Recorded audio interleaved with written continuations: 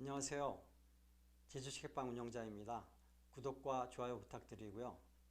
오늘은 유라시아 견문이라는 책을 소개하고자 합니다. 이 책은 태제홀딩스 미래연구소 책임연구원이시고 시민단체인 다른 백년의 대표이신 이병헌 대표께서 쓰신 책입니다. 출판사 서해문집에서 출판한 책이고요.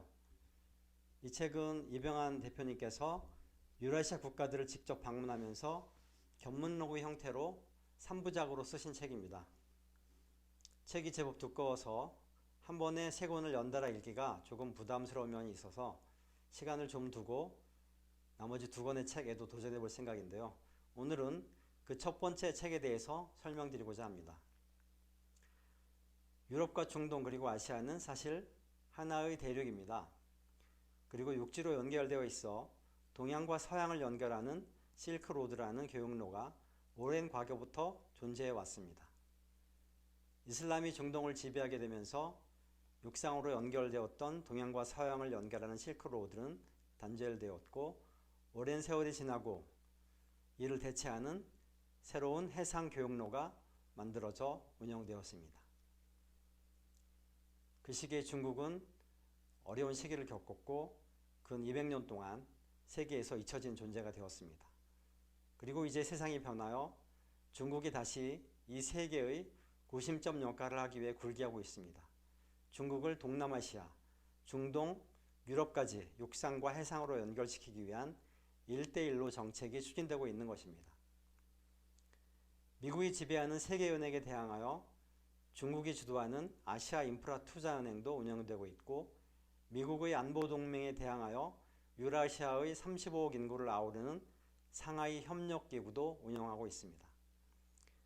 규모 면에서도 그렇고 미래를 내다볼 때도 그렇고 세계 경제와 안보의 큰 흐름이 변화하고 있는 것 같습니다. 중국과 가까운 나라들뿐만 아니라 유럽의 여러 나라와 아프리카의 나라들까지 각국이 앞다투어 중국이 주도하는 여러 정책에 참여하고 있습니다.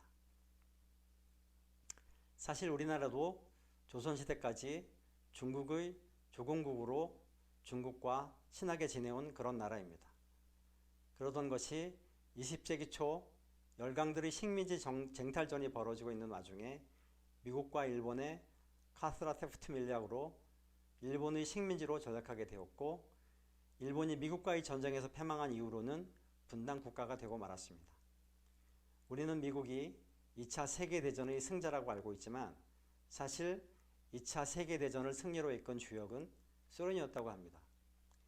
1939년 몽골과 만주의 국경지대에서 소련과 일본의 대규모 할힌골 전투가 분수령이었다고 합니다.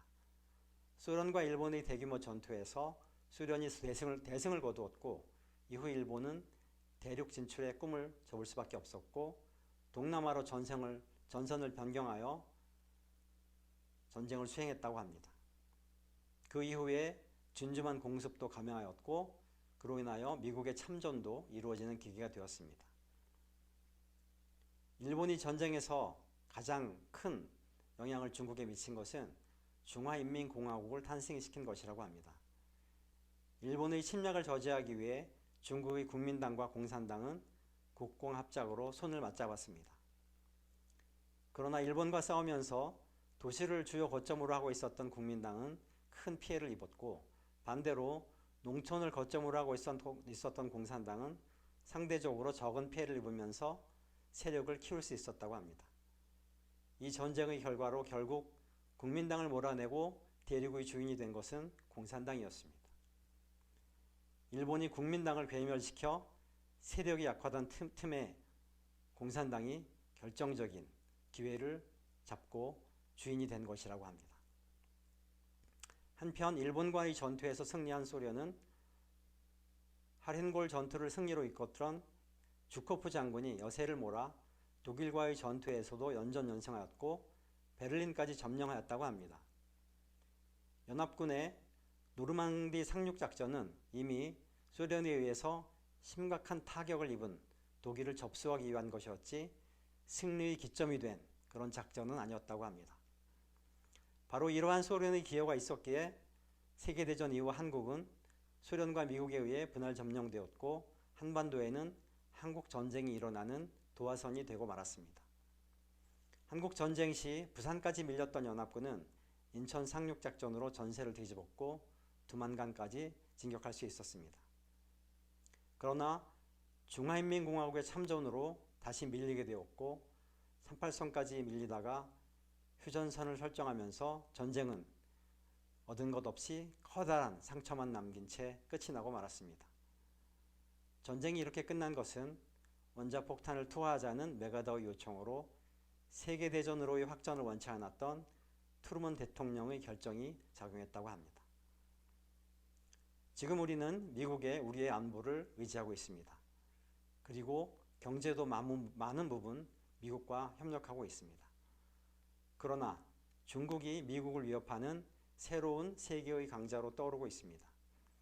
그리고 동남아와 중동과 아프리카까지 아우르는 경제벨트의 연결을 추진하고 있습니다. 지금은 미국이 세계의 패권을 차지하고 있지만 이제 중국이 미국을 이어 그 자리를 차지하려고 노력하고 있습니다. 그리고 그 중심에는 공산당이 있습니다. 일당 독재 국가인 중화인민공화국은 선거에 의해 당이 바뀌지 않기 때문에 국가의 정책이 쉽게 달라지지 않는 나라입니다. 그래서 장기적인 전략을 수립하여 일사불란하게 움직일 수 있습니다. 우리는 미국도 중요하지만 더 가까이에 있는 중국의 미래를 잘 내다보고 협력을 해야 살 길을 찾을 수 있을 것 같습니다. 마치 청나라와 명나라 사이에서 갈등하던 광해군 시절의 조선이 처한 처지와 비슷해 보입니다. 영화 광해에서는 과짜 광해군이 현명한 결정을 내렸습니다.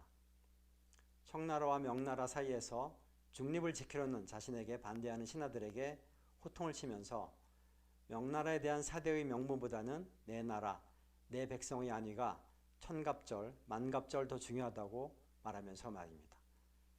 그러나 광해군은 인조반정으로 폐위되고 말았고 그 이후에 청나라에 의해서 이 나라는 또 쑥대밭이 됩니다. 인조반정이 없었다면, 광해군이 그런 결정을 하지 않았다면 청나라의 나라가 전쟁터가 되는 그런 일은 없었을지도 모르겠습니다. 아무튼 현재의 우리가 처한 상황도 위태로워 보입니다. 현실을 직시하고 현명하게 이 어려운 시기를 잘 헤쳐나갔으면 좋겠습니다. 이상 유라시아 견문 첫 번째 편에서 여러 가지 이야기들을 전해드렸고 제 생각도 말씀드렸습니다. 감사합니다.